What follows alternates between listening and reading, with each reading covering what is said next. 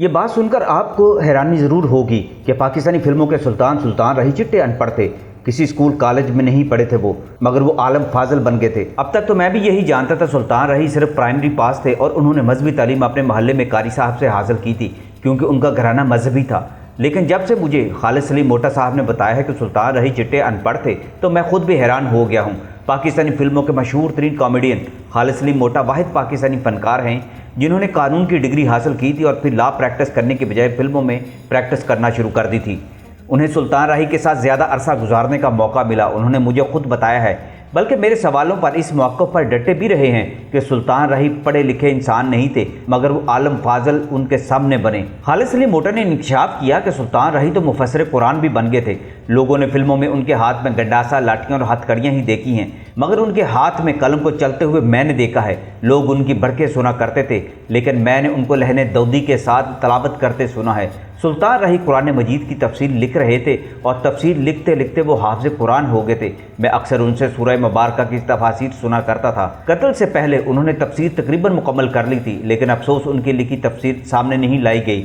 ना ही किसी को मालूम हो सका है कि सुल्तान रही एक फिल्मी अदाकार होते हुए भी इस्लाम के शहदाई थे और इल्म व हुनर के रसिया थे। एक अनपढ़ इंसान ने कैसे कुरान मजीद की तफसीर लिख ली। दरअसल ये कुरान मजीद का एजाज़ है कि वो ऐसे सीनों पर उतरता है जो उसकी अजमत को संभाल सकते हैं। सुल्तान रही इंतहाई खूबसूरत आवाज़ के मालिक थे। वो तलावत करते तो समा बांध देते। ऐसी अजमतों वाले इंसान अब कहाँ। अल्लाह ने उनका रिज़्क इसी तरह लिखा था, मगर वो अपने रिज़्क को तकसीम कर देते थे। पिछले दिनों सुल्तान रही की एक वीडियो सोशल मीडिया पर भी वायरल हुई थी, जिसमें सूरह यासीन की आयत का तर्जमा तफसीर करते हुए सुल्तान रही अपनी साथियों को तबलीग करते हुए समझाते हैं कि क़यामत के दिन जब हिसाब होगा तो क्या जवाब देंगे। इसलिए जब अजान हो तो फौरी नमाज पढ़ने की तरफ जाना चाहिए। अच्छे काम कभी तर्क नहीं करने चाहिए। सुल्तान रही की ये वीडियो 1995 में बनाई गई थी, जब वो फिल्म सुल्तान आज़म के गाने यारा तेरी यारी तो जिंद कुर्बान फिल्म बंद कराने पहाड़ी इलाके में गए हुए थे। इस दौरान अदाकारा साइमा भी मौजूद थी। सईद राना की डायरेक्शन में बनने वाली इस फिल्म में सुल्तान रही की तबलीग अपने जोबन पर थी। सुल्तान रही मसाजिद बनाने के शौकीन थे। एक बार अदाकार शाहिद खालिद सलीम मोटा के साथ वो सवात शूटिंग पर गए। उन्होंने सबको तहज्जुद पढ़ाई।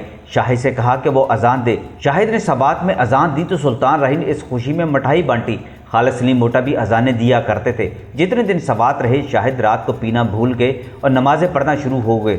ये सब उस बंदे का कमाल था जो अनपढ़ था, लेकिन इस्लाम की दौलत से माला माल था। सुल्तान रही से सवात वालों ने कहा, इधर कोई मस्जिद बनवा दें, तो सुल्तान रही ने उस फिल्म का सारा पैसा सवात में मस्जिद बनाने पर लगा दिया।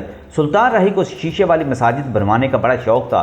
सुल्तान रही ने अपने घर में जब शीशे की मस्जिद बनाना शुरू की तो खालिद सलीम मोटा भी उनके साथ नायाब शीशा खरीदने मार्केट जाते। बारी स्टूडियो, एवरन्यू स्टूडियो और शाहनूर में भी मसाजिद सुल्तान रही ने बनवाई। लाहौर शादमन चौक में एक अजीम शान मस्जिद भी सुल्तान रही ने बनवाई थी, जबकि शालमी के इलाके में भी सुल्तान रही ने एक यादगार मस्जिद बनवाई थी।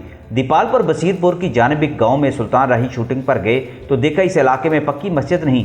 सुल्तान रही ने वहीं खड़े खड़े मस्जिद का काम शुरू करा दिया और फिर मस्जिद मुकम्मल कराने के बाद उसको वो देखने भी गए। इस इलाके में सुल्तान रही की बनवाई हुई मस्जिद अब तक मौजूद है। ऐसी मिसालें भी मौजूद हैं। वो सारा पैसा गरीबों में बांट देते और खाली हाथ घर जाते। सुल्तान रही की सिफतें सारी दुनिया जानती है, लेकिन कोई बात नहीं करता। वो ऐसा बंदा था, अगर मस्जिद की तामीर के लिए 1 लाख दरकार होता तो वो 2 प्रोड्यूसर से 50-50 हज़ार लेकर मस्जिद की तामीर के लिए दे देते थे। एवरन्यू के मालिक आगा जी गुल ने एक बार फिल्म साइन करने के लिए सुल्तान रही को बुलाया तो पहली बार सुल्तान रही ने उन्हें इनकार कर दिया कि मैंने फिल्म नहीं करनी, क्योंकि सुल्तान रही ने उस दौर के हिसाब से बहुत ज़्यादा पैसे मांग लिए थे उनसे। आगा जी गुल ने कहा कि पैसे ज़्यादा हैं, तो सुल्तान रही भी अकड़ गए और इनकार कर दिया। लेकिन आगा जी गुल ने कहा कि एवरन्यू के तीसरे फ्लोर पर थोड़ी सी जगह है, वहाँ मैं मस्जिद बनाना चाहता हूँ। फिल्म का प्रॉफिट आएगा तो इससे मस्जिद बना दूंगा। ये सुनकर सुल्तान रही ने फ़ौरन फिल्म साइन कर ली।